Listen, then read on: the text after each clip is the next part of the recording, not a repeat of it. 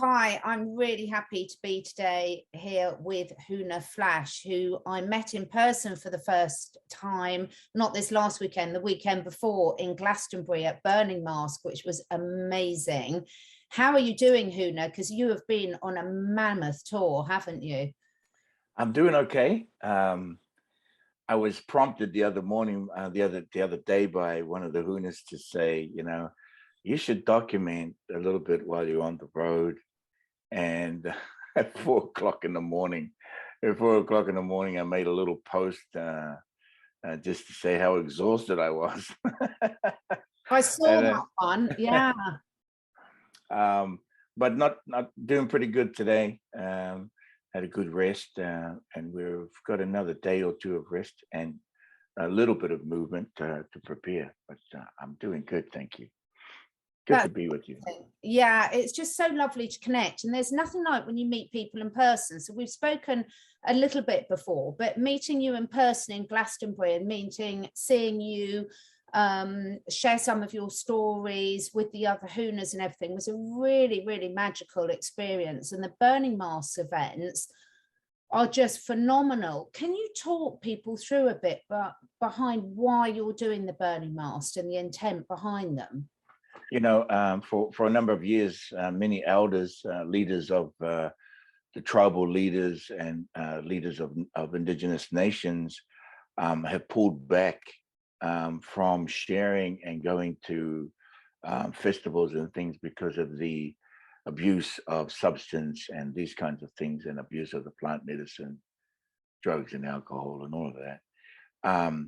And so I made a suggestion a number of years ago. Hey, look, let me work on something, and when I figure it out, I'll come back at you. And so after the pandemic, or during the pandemic, sorry, I wanted to recognize and memorialize those who had been taken during that crazy time. So we come up with the idea of the burning of the mask, revealing the truth, burning away the lies and the things that do not serve us by simply burning a mask.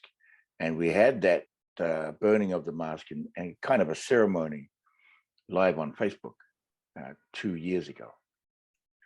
And I had mentioned back then that I think this is an opportunity to make this an event, an annual event, burning mask, as opposed to burning a man, burning mask, burning off that, again, the lies, revealing the true face. And what comes with all that, of course, in the conversation is so much, like there's so much being revealed. But the elders, as I took this to the elders, and and many elders I have spoken to, I'm very close with indigenous elders all over the world. Many years of work with them. And I took this to them. I suggested, what about this? Let's memorialize and remember. And let's also have a fire ceremony, or the sacred ceremony of the eternal flame, by taking a small representation of a mask, not a real mask. You write your name on it, and then you write your intentions of what your wishes are, or whatever you wanted to say, and then you burn the mask in the ceremony. And they absolutely loved it. And so this year, we were able to start off and debut the burning mask with those intentions and the support of elders from around the world. And I'm talking about the Dene, the Navajo, the Apache, Native elders, the Mohawk elders, the Lakota, people I've worked with over the years, and shamans and healers and light workers. And then, as it began to take shape, with this intention at the core, the ceremony of the sacred eternal flame, we were able to build a panel and have a discussion. We're able to have a discussion with, people who have been protesting, or activists, let me say, opposing what had taken place. And so it's an opportunity to have a great conversation without any of substance and without any of these other crutches involved in most gatherings, many gatherings of like Burning Man and things like that. Yeah. And so the elders agreed, and they were happy to come to something like this. Me being one, is I'm an elder as well as an elder from the Māori, from my tribe, able to speak to this and gather the elders, and we all said, yes, let's do this. And so it began. And when I met you, we were in Glastonbury, of course, and that was the second leg of the Burning Mars tour, which has 6 countries in total. And what an incredible, let me say, just incredible opportunity to sit with you, wonderful guests, and the attendees, shamans, energy workers, healers, artists, artisans, and working with the people who operate and manage the venues that we have been with. Actually, they have said to us that they absolutely loved what we were doing. Is quite different from what they're used to, rock concerts and what have you, parties and festivals. So, but they were really impressed by the content, the intent behind our gathering, and how we functioned and operated. So it was on all dimensions, many levels, a huge success, and I'm looking forward to Hamburg here. So, I mean, we just completed the Netherlands. So it was Cozumel, Glastonbury. We just completed in the Netherlands. Now we're here in Hamburg. Hamburg. And then after Hamburg, is it Ireland? Norway, and then Ireland. And then Ireland, yes. I would just like to say, I would so encourage anyone who hasn't attended yet. I'll put the links of where you can buy tickets below this video, because it's very difficult to explain. I mean, obviously each event is unique and different with some common energy running through it. But any of you that get a chance to attend one of the last 3, please do, because it really is life-changing. You can see my dog's asleep behind me, Huna. And when I got back from Glastonbury, they could sense a shift in my energy. I've never had a welcome like it from them. They could just sense something different. And you will get that. You'll get that from this experience. And it's wonderful speaking to people online, but getting there and being in the energy and experiencing in person is so worth it, isn't it? Absolutely. I'm grateful to meet you and connect to the work and the energies that you do. And, with you, as we were sharing in conversation, the incredible connection you have with the non-human beings of our planet. And I must say, not just those that you were working with here with the horses and your little friends over there, but I'm sure many creatures of the planet are tuned into you. So anywhere you go, I'm looking forward to more of that.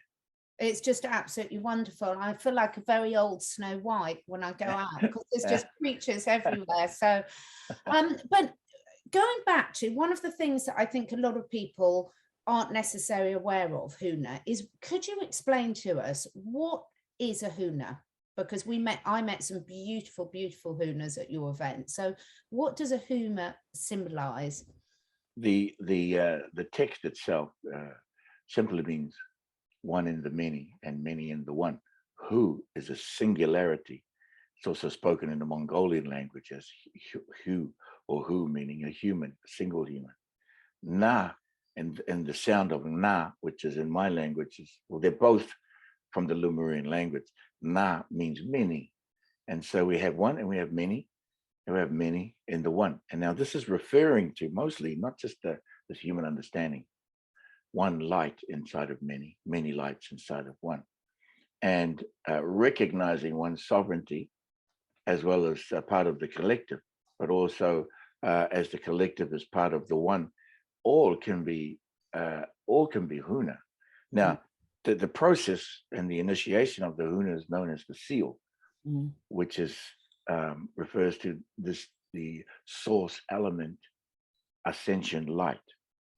Okay, source element ascension light, which takes a person from and takes them, and it's kind of a shredding of their old skin to reveal the new shiny skin, perhaps the organic crystal being that we are, and help that light shine even more by sharing, and by connecting to the nameless one, the one who is undiscovered but constantly discovering itself or its light or its being constantly. So to find the sound of the nameless one, to speak that as understanding of essence, or essence of the light that has sound.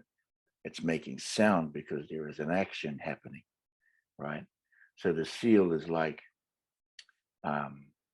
you receive the sound of the nameless one, which is the Huna. The Huna is not a name, it's a light in action. And it's to speak to the light in action, or the sound of light in action, which is specific to the sovereign. And what happens then is you start to notice, after maybe sometimes instantly, sometimes after integration of a couple of days, you happen to notice warping, that the Hunas warp the field. They warp their energetics of just the person. When they are expanding their field, they can warp other fields or connect into the field or the energetic field of other people. And so there is this expansion of capacity and energy that's energized, they've recharged. And through that seal process, we recognize the Huna, and this is what a Huna, this is what reveals the Huna, and this is why we refer to each other as Huna, so and so, Yeah. The essence. That's just a place to begin. And I've noticed, it's a let me say, an elevation, expansion of capacity, elevation of one's light, undistorted light, I might add. Undistorted light is fully charged and then sealed and contained, so it cannot be interrupted. And the need for protection slips away. The need for security slips away. As one allows this need to slip away, one can allow all manner of energies to come in and flow through, and allow those energies to flow through and be cleared, to clear yourself, but also the energies in the atmosphere. Now, some would say, well, you can't touch my energy. Don't touch my energy. Stay out of my field. Go away. Leave me alone. It's okay to hang up the phone sometimes, right, Catherine? If you're not agreeing with somebody, you hang up the phone. But I will remind people that the way we expand through capacity and intensity and amplifying your field is by connecting to the things that are not comfortable and making them comfortable simply through being in the stillness and in the beingness. Of course, it's easy to say. It's easy to say. The practice in itself is quite difficult and challenging. So the Huna is there to help with that also, right? Being of the sound of the unlimited, the sound of the unnamed, the nameless one is unlimited. You cannot put a limit on the Huna, because it is an unlimited feeling. The feeling is totally infinite, and the sound of the nameless one cannot be tagged to anything except the light in action and the essence of that light in action, which is sovereign to that person.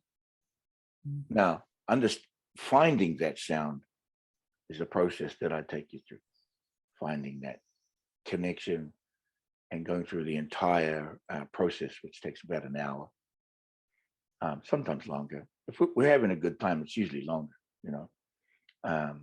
but you can never tell. I can never tell you what the seal is going to be until we sit down and actually in it, start it. The process is the framework is known and can be shared, but the actual connection and the coding and the knowledge and the wisdom it takes to go from one end to the other end is another thing. All right.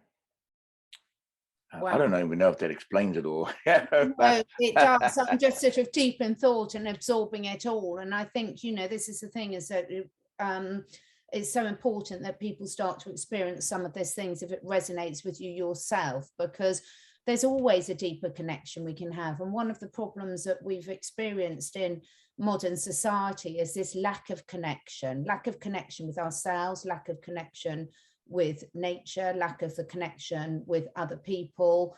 Where do you see that we were, as a collective, are at with that at the moment, Huna? Well, certainly many are aware and have awakened. Many are remembering.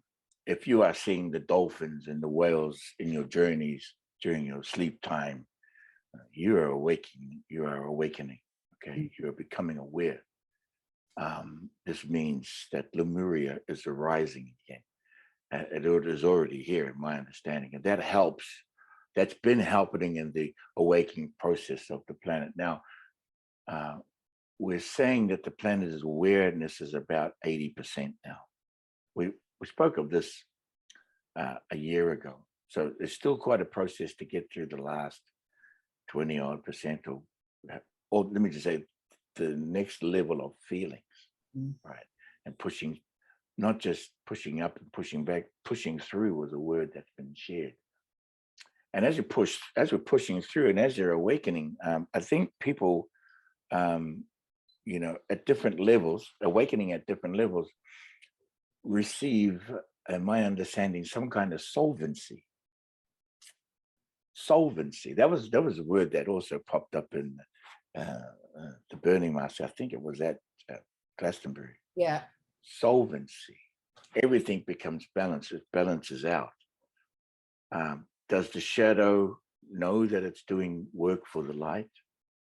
Maybe, maybe not. But either way, there is solvency as we go through the process of awakening, everything becomes equalized, or there is a Jubilee, let me say. The feeling of Jubilee is now close, right?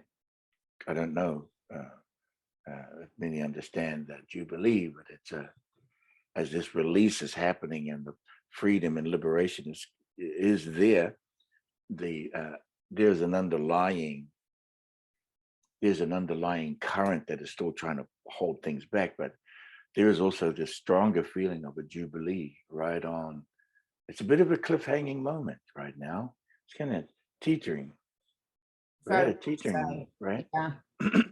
I mean, we said this at 50%. Now we're at 80%. It's like teetering on the edge to the positive, to the benevolent.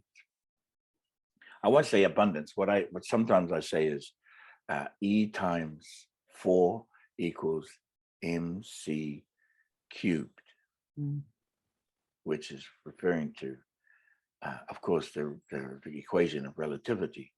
But I often felt there was something missing in that equation, and I felt like it was love that was missing, and I felt like that the emotion was missing, and the magnetic energy to power and energize that love was missing in that equation of relativity. Things all being relative is quite flat earth, if I can say that. So let me say E4 times MC cubed, which refers to everything for everyone, everywhere, every day. And that liberation reveals a very powerful coding and a very powerful program of gifting and donating, which in our language we refer to as koha. Yeah, it's a volunteering of the energies so that others may volunteer their energies to each other. And it's happening. It's a spiraling effect. And let me say counterclockwise, because it's undoing what doesn't serve, but it's also gifting everything back to you as it's being transferred to the many. And they are receiving, and everybody is just receiving. That's what's happening. That's what koha is, just to receive. And that we're at that energy, and this Jubilee is part of that energetics of the Jubilee. And so, beyond abundance is that there is no need. Once the need is eliminated or dissolved, it becomes solvent. We don't need anything. We just keep sharing. Technology, food, nobody pays rent. That's a load of bunk. If you own a house, fine. If you want to charge rent, fine. but you will probably find yourself not needing to because you have no bills to pay. If there are no bills to pay, and why are there bills anyway? That's a made-up system. That's debt. Debt is an illusion. It's a system, and it belongs to the draconian. So as we awaken into the age of Lemuria 5, with the Lemurian operating system, which is part of the relations of nature, right relations, everybody's awakening into this energy, this Jubilee. Now, yeah, I think I think the planet is teetering on all of that right now, ready to go. Do you think that part of the teaching, one of the things that struck me most that you were talking about at Glastonbury was talking about Lemuria being the time before confusion? Yeah. That just really, really hit me. Can we speak about that a little bit? Because sure. Do you think that's what's causing so much of the confusion and the teetering, by the fact that at the moment, as a race, most humans are very much more in their head space than in their heart space? Yes, there's still a gripping of the draconian system because of being raised in poverty or in the energies of lack and these kinds of things. We often speak about it. The draconian system is exactly that, to hold you in perpetuity of a trapped looped system, so that you're constantly in the wounding. You're constantly being reminded of the wounds, and it's constant, and the benevolence is constantly being retracted from you, and then there's a retroactive energy to just come back and give you a little bit, so you stay hungry, right? That's a system. Mm-hmm. Now, before confusion refers to, if you go to Atlantis, right? In the modern civilizations today are patented after Atlantis, which is where at some later evolutions of Atlantis, there were 4 of them, at Atlantis 2, I believe, and 2 and 3, star beings came in and decided to load on their system onto humanity, which is the draconian system, or an archon type of energy, and accounting and debt system and taxing system and slavery, for what they needed to gather for their own means. And so that system is still after post Atlantis is what everybody's been used to for the last 5,000 years. Now, that is all confusion. That's just created confusion, right? That happened after Atlantis. Now, before Atlantis was Lemuria, and so before Atlantis, we refer to the Golden Ages, which is what we refer to the time before confusion. It's the Golden Age. We refer to that Golden Age as first principles, which means first light, first breath, first birth, first love, first stone, meaning the crystal, and first fire means your highest intention. First fire, not necessarily burning anything up, but the highest intention, which fuels the energy to create, that burning, the eternal flame. So going to the place before confusion is returning to Lemuria. If you are speaking the draconian and you are speaking the Aquarius from the Atlantis side, it's not a judgment, and neither is the semantics, because there's a feeling here. When you're in the draconian system, you know the feeling, the Gregorian system of what it's been doing. That's the feeling. That's quite a different feeling when you go to the other side, where Aquarius has returned to the true birth sign, that which is the hummingbird, which is the birth sign for February on the Lemurian side, right? It's not a zodiac. Aquarius is a zodiac with a code sign put up there by the draconians, utilizing, and they hijacked the Greek language and the Latin language to do this, to trap an entire nation and race of people into their coding and then incarnate into them. Yeah, that's what they did. You know these things. There's plenty of people talking about it, right? Well, on the Lemurian side, this is all before that. And so when we move back into the codes of Lemuria and speaking, and remove the calendars of Draconia and return to the calendar of first light, we're able to undo all that, because the system of nature is always a discovery. This discovering of the self can never be halted, can never be stopped. That is where it's unlimited, nameless, and always discovering itself. We are always discovering ourselves, and so to stop it and to hold it into trap loop time is slavery, and not allowing things to advance or progress. Even though technology makes it look like that, it's not. Okay, that system of the draconians is still running around today. But okay, if you can go to the age of Aquarius and an awakening there, that's fine. Now make the next jump to the age of Lemuria and get yourself back into the side before confusion. Now there's some education here, Catherine, that's needed. Education is needed. The knowing is quite right to have the knowing, even if people say, I don't need to know, I can just feel it. That's fine. Go ahead and feel whatever you want. But there is education here for those who do have a need or a want to just understand and speak and help themselves progress. Yeah, and there is progression in the discovery of the self. There is progression. There's advancement. Potentialities are a high probability now. That's accessing through the Lemurian system. But we're returning to the time before confusion. I mean, oftentimes when I'm in the field and I bring them out the other side, or even during the Dragon Rider program that I have, people often, go right beyond the self-preservation moment, where they're always guarding themselves, to go beyond self-preservation, and they reveal and find out that they have been holding themselves back from so much to receive and progression and advancements for themselves, for their light, for their being, for their time here on this fleeting time here on this planet. This one life people talk about. They say, I just said one life. Well, actually, no, you have a stream of light. It's a light stream. It's a light line, and it never ends if you just can remember this.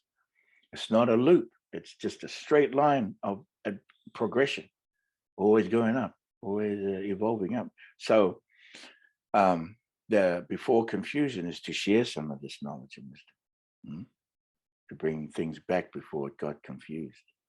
And in that place, you'll find undistorted light.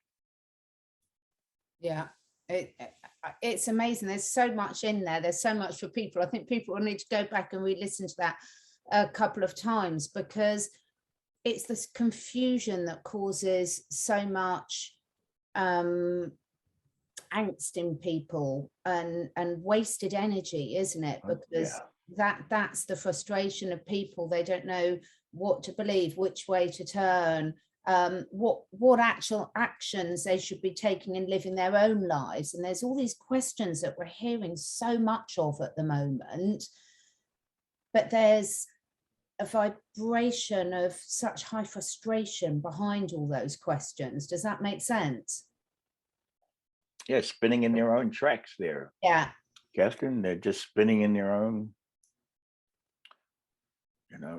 gripping onto themselves. You got to loosen the grip on yourself. I don't just mean go and laugh and have a good time and go out and get drunk or whatever. No, don't even do that. You're just lowering your vibration. Find what it is that you truly love, and it might be your hobby. Turn that into your occupation or your vocation. If it's investing in whatever it is available, become a master at it. If you really like it, start small. It'll get big really quick, but start small in the place that, and in the with something that you love, that you've loved since you were a childhood. If you go back to when you were a child, there's something that you loved that kind of saved you in the darkest moments, no matter where you were raised, in poverty or in wealth. There was a dark moment, and there was something that saved you in that dark moment, kept you away from the darkness, helped you survive. That is something that I would offer that you may return to create an opportunity, a vocation, opportunity, a job or a business. Try to work on it, no matter what it is. I don't know what it is. You tell me. tell us what it is. But go to that place and start a whole new circle of friends, whole new circle of networking and excitement. Go out and find them. Go to the communities and find the like-minded people, right? And healers that they be. I would offer that you not be of want and need, but be of service. So what you can put into it from what you're going to bring from what it is that you love to do, you will be accepted. It will be an opportunity there. People only need to be liked. They don't need to be loved. If you like somebody, you do stuff with them, right? Get along, right? I'm not telling you to just give up your higher ideals and all that. Start somewhere small, right? And if it is one person that likes you, you're on the winning pathway. That's all I can share with that. Yeah, I think taking that inspired action about what really resonates with you as an individual is so important, isn't it? Because so many people are trying to model themselves on what makes others happy, but that's not going to make you happy as an individual. Yeah. Only you know what really lights your fire and really makes you feel on purpose. And so I think, again, people having the confidence to find that in themselves again and experiment. Of course, there's going to be a lot of questions. Yeah, and probably question me. And there's questions for everybody. And that's okay. You could ask questions. Allow yourself to not be caught up in the mind so much in your questions. Have your questions be lean towards perhaps a reply that is productive and creative. Not necessarily about complaining, whining questions, or move in that direction. Nobody wants to talk to you. Nobody wants to be around somebody that's just complaining. I mean, you got to be liked. Don't go out to be liked. Just be liked, and find when they will like you when you are with what you like, what you love to do. People will like that. Again, only one person it takes to build a whole empire or a whole life, And so there's a lot of questions that anybody would have, regards to this or what to do. And there are places, there is guidance, there is the seal, there is action, there is gatherings, the Dragon Rider program, and also help to release stuff. Maybe there's some physical healing to do. Maybe there's spiritual healing. Oh, there's always spiritual healing to do. There's light work to do. There's things that our communities do that you might get a kick out of, and you might feel you can fit into it. You might want to become a dragon master so you can host a dragon rider. You don't know.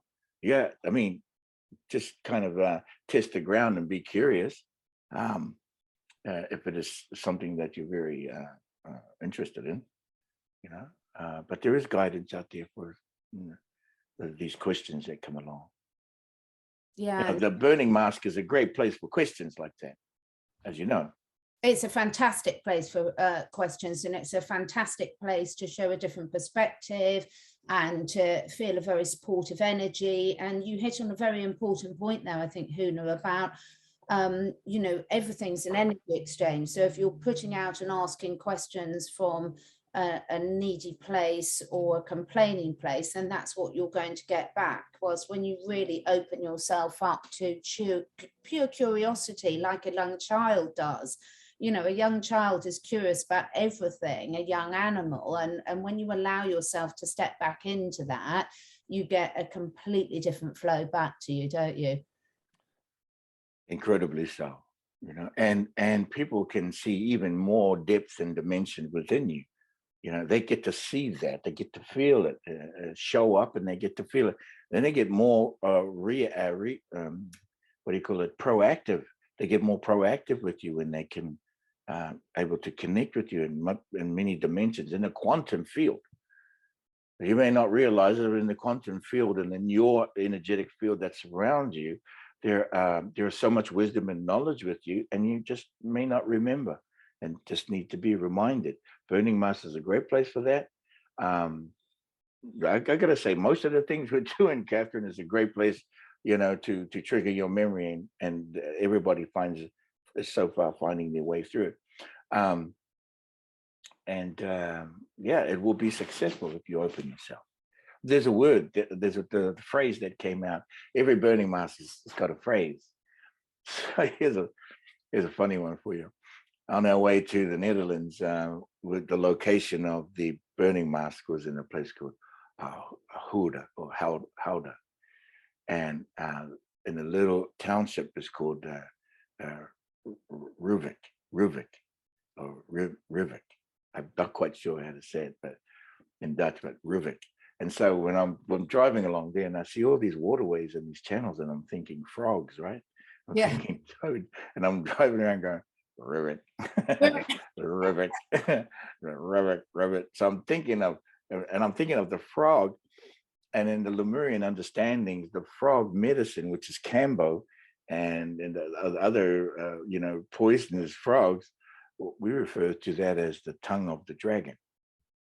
And so I was sharing that story about the tongue of the dragon, but also throwing out some Rivik. Yeah. But the phrase that came following that during the circle, right? And you know the circle I'm talking about, circle of light. The phrase again is see each other. Now I had Tom Numbers with us, right? And he sat with us, and I said, Tom, what have you got for see each other? And he did the number, and he says it comes out at victory. See each other equals victory. And that's, and so to be seen is to open so that you can see each other. This is not just from one perspective. There's multiple perspectives here, multiple points of view, that if you see each other, what will come is victory, right? So far, that's the expression. Wow. And it is so true. The final thing I just wanted to talk about is this. You touched on it right at the start with the intent behind the burning mask, about letting what doesn't serve you fall away. That's very important at the moment, isn't it? It's a letting go, as many have said, let it flow, as Huna would speak in his poetry during our music session. Let it flow and let it go. And I often remind people to loosen the grip on yourself. Don't be so hard on yourself. Yeah, there is by going to, let me just say, going to the burning mask, you're going to laugh, you're going to smile, you're going to let things go. You've been to many other places, I'm sure, concerts and ecstatic dance and yoga and all kinds of healing practices and all kinds of smudging, all these things. And if you still not let yourself go, come and visit us at Burning Mask, or a dragon rider, even more powerful. Now, that's loosening the grip on yourself so that you can get yourself a moment to smile and a moment to laugh at yourself.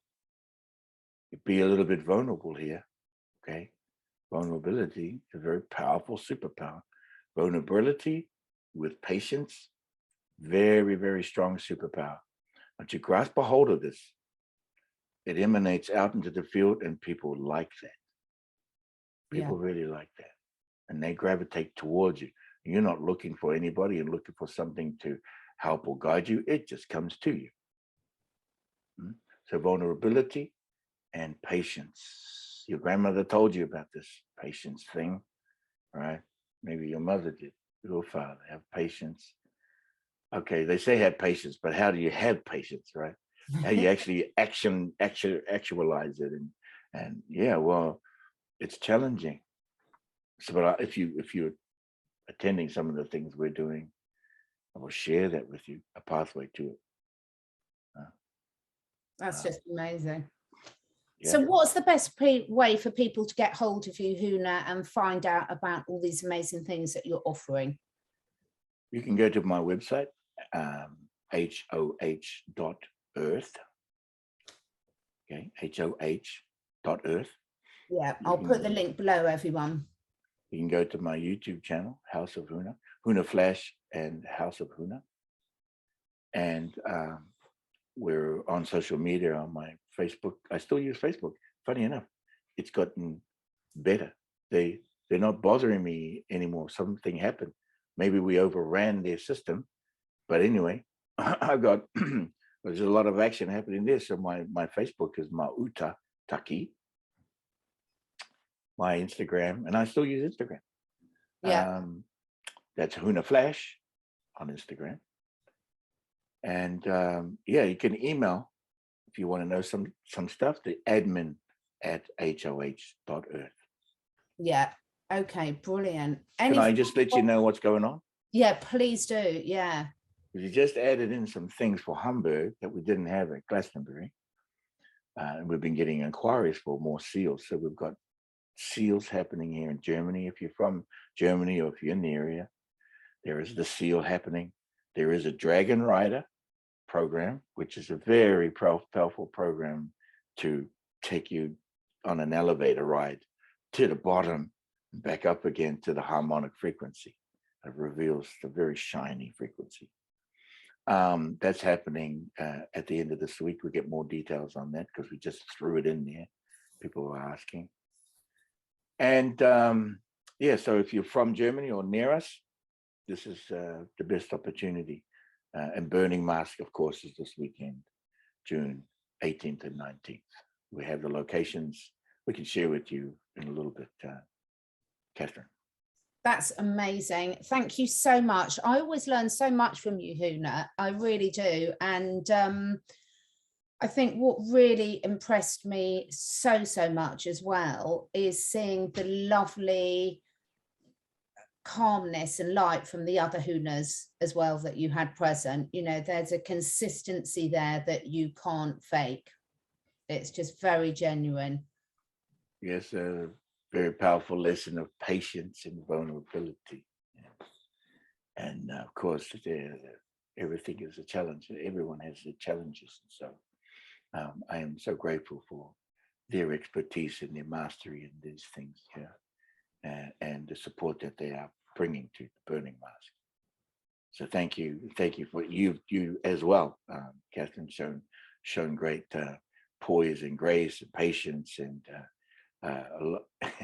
some really funny moments, and just a lot of energy to kickstart everybody. So I'm really grateful to have you with us on that moment. Oh, I loved it. Thank you so much. So anyone, I'll put the links below. I'm sure we'll be hearing a lot more from Huna moving forward. It's amazing the work you're doing. Please do follow Huna and his work. And it's just something really wonderful for everyone to explore, to take them to the next level of where they need to go. You know, we need to just look outside our boxes and try something different. And as you say, let go of the grit and enjoy it. Enjoy the journey. Thank you so much, Huna. Wishing everyone at Hamburg the most amazing event, and we will speak soon. Victory, see each other equals victory. We'll see you again, Catherine. Thank you so much. Definitely. Thank you so much.